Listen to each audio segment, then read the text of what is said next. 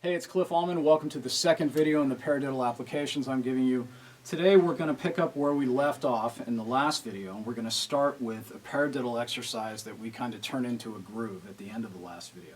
Now, before I go on, I want to make sure that you have a very solid concept of everything we discussed in that video before you start trying to tackle this stuff, because it's going to get complicated. Basically today we're not going to change too much from starting out here. We're not going to change too much from what we ended the last video with, but I think just this little change, you'll see how challenging it is to actually incorporate what I'm about to give you. It sounds much simpler than it is once you start playing and going up and down through the grid, doing just this little twist on things. It creates a whole new element. It's just much more challenging. It was for me anyway. So what we're going to do, all we're going to do different when we start out here is we're going to take the same exercise, right hand on the hi-hat, left hand on the snare drum, and kick drum pattern.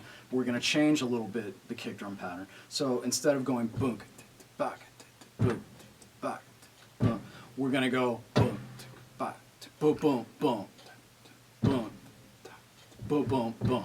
So in other words, the same exercise that we ended with, except with a different kick drum pattern. It's not that much different, but it's different enough, and you'll see how sort of odd it feels going up and down these grids, adding just a couple of kick drum notes. It's going to require you to completely separate your ear from what your hands are doing, which down the road will become invaluable in terms of developing time, inner clock, all these other things that I keep preaching. So the exercise that you'll see me play is kind of self-explanatory, but all it really is adding a couple of kick drum notes. Again, we're on one, da, da, da, boom, da, da, da, da. That's going to be our pattern. All right, so check out this example, and I'll be back to talk with you in a minute. 3, 4, 1, 2, 3, 4. 1, 2, 3, 4. 1, 2, 3, 4. 1, 2, 3, 4. 1,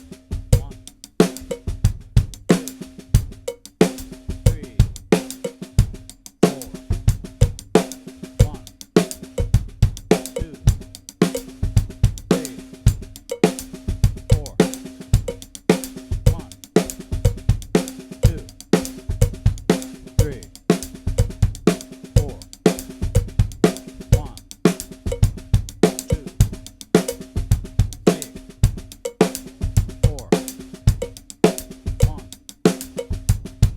3, 4. 1, 2, 3, 4. 1, 2, 3, 4. 1, 2, 3, 4. Okay, so a couple of tips here. You can see how much more challenging it is when you try to attempt this just by adding a couple of notes. The reason for that is because your ear is really used to hearing that groove in a very specific way. Once you start applying it in these different grids, different concepts, you're opening up a whole new concept for yourself of time, and you'll find that it kind of creeps its way in a lot of other elements in your playing. This is something that's difficult to describe to students, but a lot of times when they practice this and they feel it, they start to understand what I mean. So a couple of tips here. Make sure that you do this slowly enough to where you always know where the pulse is. And you know, that sounds kind of obvious, but this is one of the reasons I have you count. The most beneficial way to work on this exercise in terms of using time to your advantage and getting the most out of it is doing it really slow and counting, making sure that everything that you count is concise and clear, it's all locked in the right place, and you feel things. Even if you're not feeling it in the beginning, when you count, you're subconsciously establishing this pulse, you know, and your hands will naturally kind of fall around it. So that's probably the best advice I can give you. Other than that, it's just a matter of putting your nose to the grindstone and trying real hard. And once you get inside this and you start hearing it and feeling it, it becomes much more second nature, just like anything else. Make sure that you're accenting in the right places, all the stuff we discussed in the previous video, okay? Now, once you're done with this specific groove concept, I would suggest if you'd like to expand on this, you can try other rudiments with it. That's as far as we're going to take the groove thing in this concept now, but there's all kinds of different things that you can get out of this, all kinds of different ways to approach it with just different rudiments, and fours like that will always add up correctly if you do it the right way. So I would suggest that you mess around with that a little bit and see what you come up with. Okay, so now on to another orchestration of this sort of lick, this paradiddle concept. The next thing we're going to do is start switching our hands around, kind of do this backwards. Okay. What we're going to do now is we're going to take our right hand and put it on the snare drum. We're going to take our left hand and put it on the hi-hat. Okay. So now we're switching around things backwards basically, but the next step that we're going to do to make it even more complicated was we're going to start moving around the kit with that paradiddle. So in other words, before I get to the bass drum part, right, left, left will be our sticking. Left hand again on the hi-hat, right hand on the snare drum. Right, left, left. Okay. We're still accenting, so the beginning of each phrase is accented. Right, left, left. Okay. Now the catch here is we're going to start orchestrating the accents around the kit. So in other words, first thing we're going to do is go right, left, right, and then the first left is going to be on the tambourine up here, okay? You'll see this in the example, but it'll be right, left, left, and then our right hand is going to fall on the tom with the towel on it. So in other words, every first accent is just going to move back and forth. Right, left, left, tom, left, left,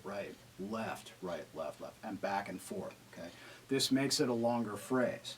Now, if that isn't challenging enough, the next thing we're going to do is put a kick drum on three. I had to count it. I couldn't remember it. Right, left, kick. Right, left, tom, left, kick. So in other words, every time you hit the left hand up here, you're just going to play a kick drum with it. Okay. We're also going to count over this. This is where it really starts to get a little hairy. All right. So we're going to go up and down through the grids, counting using that orchestration. Right on the snare drum, left on the hi-hat, and that tom and cymbal with the tambourine on it orchestration. You'll see what I mean. Just check out this example, and I'll come back after that. 3, 4. 1, 2, 3, 4. 1, 2, 3, 4. 1, 2, 3,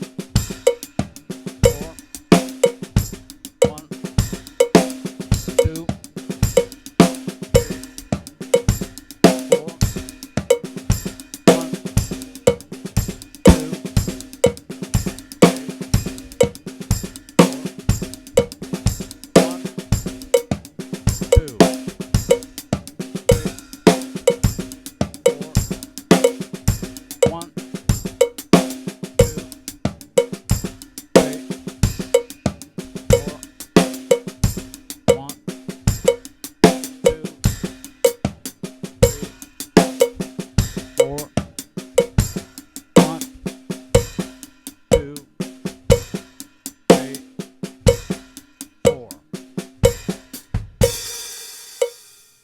Now, some of you might be wanting to get out of counting this, just because that's probably the most challenging part. The reason I'm having you count this, as I kind of stated before, when you start to get faster in this, the click is going to kind of get away from you naturally. For some reason, this always happens with students.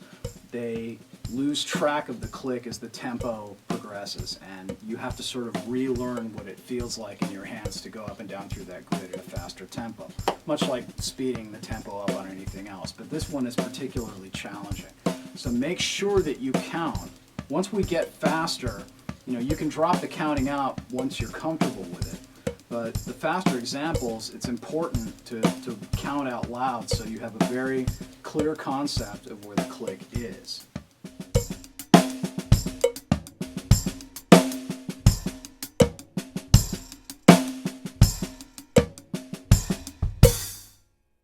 So your work is cut out for you there. You can see this is really difficult. And as you speed it up, it's going to become more difficult like anything else.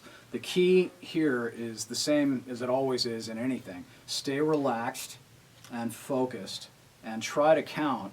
And if you keep pursuing this on a daily basis, even if you spend 5 or 10 minutes a day just trying it, trying to attack it, I think you'll be surprised. Your mind will adapt to this concept and you'll get so many benefits out of it. It's an endless amount of stuff. If you work this up, it's really valuable. So I would strongly suggest that you take the time and do this now.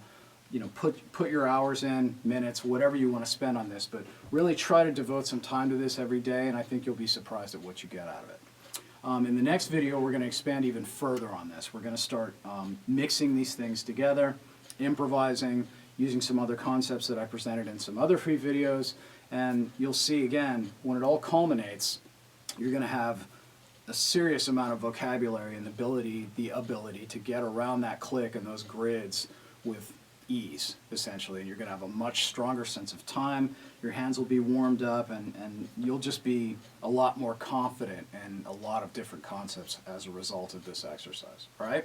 That's it for now. I'll see you in the next one.